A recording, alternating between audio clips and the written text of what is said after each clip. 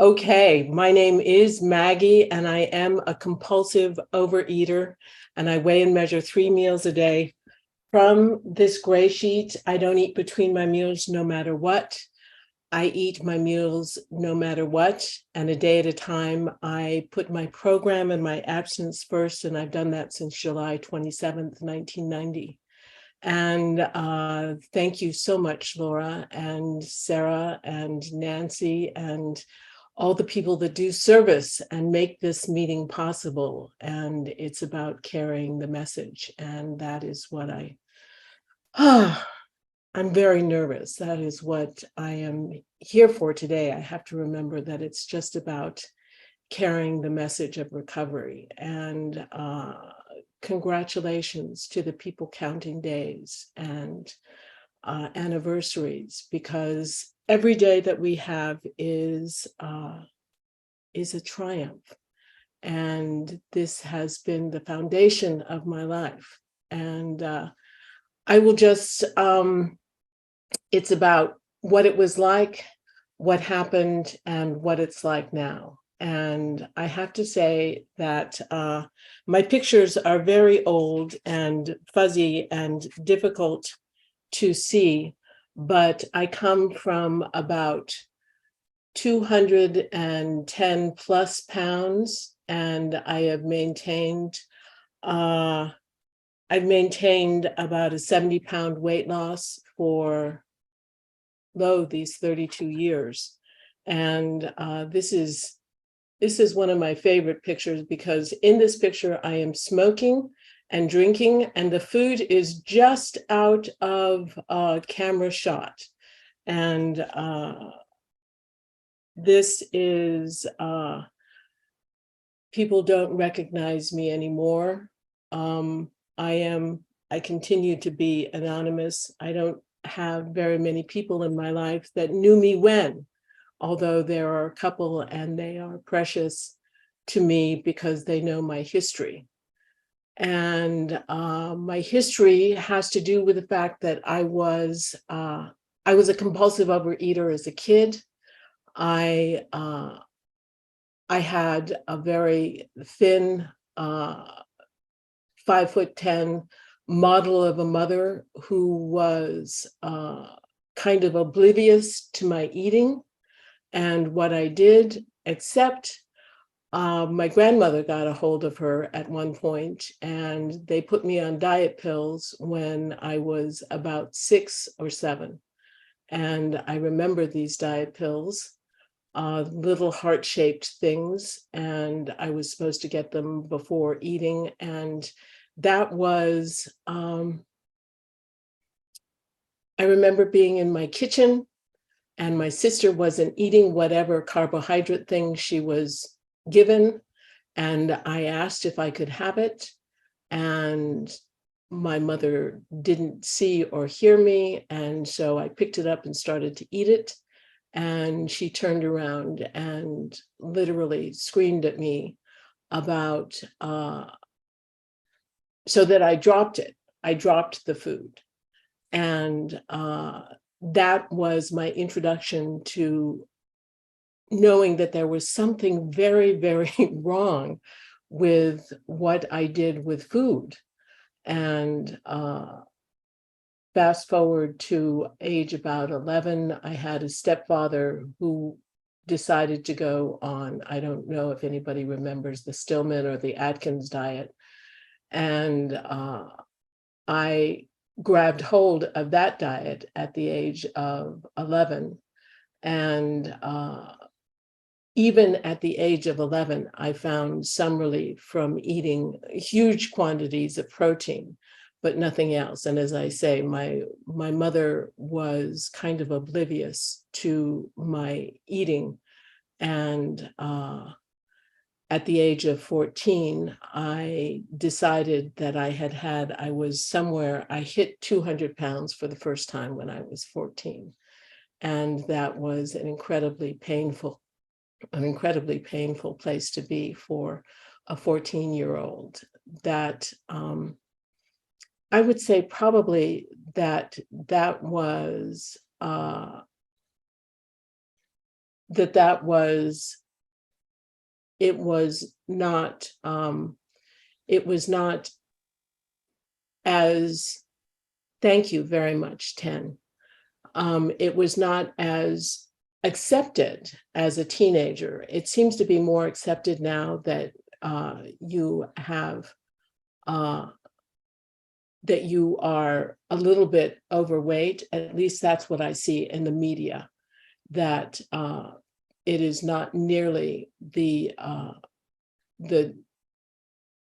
taboo that it was when I was 14. And at 14, I decided that I would continue this diet with, I made up my own food plan, which was 6 bites of protein on Sundays. And I did that for a month and lost 25 pounds. And where my mother was at this point, I don't know, but that was my introduction to, when I came out of that, I burned the kitchen down. I ate everything in sight.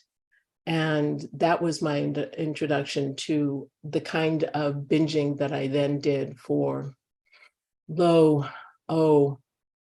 20, 25 years until I came into Grey Sheet. I would find a food plan and I would adhere to it, and I would lose weight. And then at some point, a food thought would come into my mind, and it was only a matter of time once that food thought came into my mind that before I crashed and burned, as it were. I'm going to fast forward to Grey Sheet.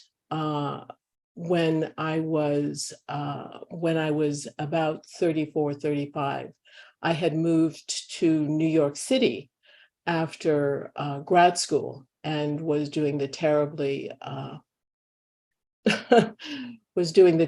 sane career choice of being an actress in New York City. And I was going up and down between 200 and about 140 pounds.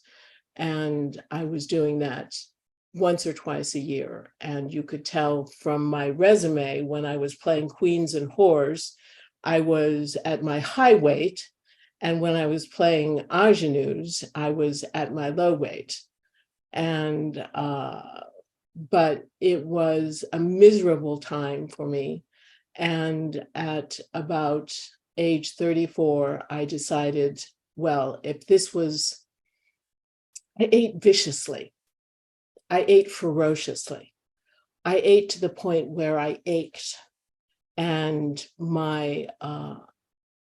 and I felt suicidal in the food. And that was, I decided at age 34 that if that was all the better it was going to get, that there wasn't going to be a 35th birthday. And I felt, that sounds very dramatic, but it felt very clear. And that was the way it was going to go. And July 27th, I found Grey Sheet. I had been in regular OA, and don't get me wrong, regular OA put me together. And I did find some relief in regular OA, but it stopped working for me.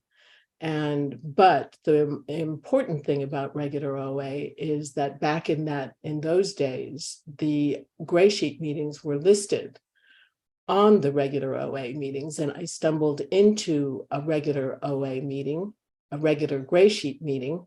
And when I walked into this meeting, I thought I was in an anorexics meeting because what I saw were people that were in normal sized bodies. And there were a few that were carrying weight, but the majority of people were in a regular sized body. And what I heard was the mantra, I weigh and measure 3 meals a day from the gray sheet. I turn those meals over to my sponsor. I don't eat between my meals no matter what, and a day at a time. I put my program and my absence first. And I heard that and I thought, my God, this is cult. And, but I also was very attracted to it and wanted the gray sheet. And at that point in time, they had gray sheets on the table along with other literature. And so I scooted around at the end of the meeting and grabbed a gray sheet. And just as I was lifting it to leave the room, another person grabbed the other end of the gray sheet and said, would you like to turn over your food? And of course, I did not want to turn over my food. All I wanted was the food plan or the diet, as I thought it was. But in point of fact, she got a hold of me and I turned over my food for minutes. Yay. And I turned over my food and I got abstinent. And I remember that first year of abstinence, I wrote down my food and called it into my sponsor, who happened to be a nurse, and needed me to call her at 6:05 in the morning, which as an actress was not my prime time.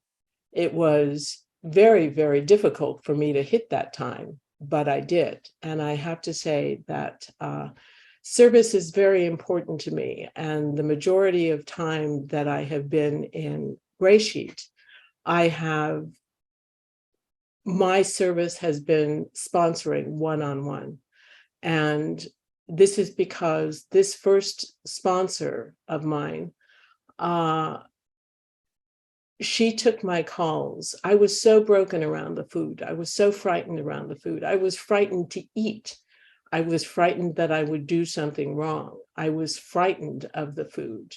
And she talked me down off the ledge, sometimes numerous times a day. And I remember one of the things, but she was also, boy, she was a hard case. I remember when I made a mistake because of not reading the ingredients, she had me read the ingredients for every meal and call her and read the ingredients to her for every meal for 2 weeks. And I remember being in the park and calling her from a payphone. I was absent back in the day that there were payphones, and calling her from the park with my food. And anyway, I do believe in sponsoring. I believe in service. I have recently taken on a greater scope of service, which to the greater community at large, because I was kind of encouraged or voluntold by my sponsor that it would be a good idea if I were to get out of my comfort zone and join the ranks of people that do service. So I will also say that in 2010, one of the things that happened to me, I have also, is it 1 minute? Yes, it's 1 minute. I will just say that I have dealt with chronic depression for my entire life. And I have,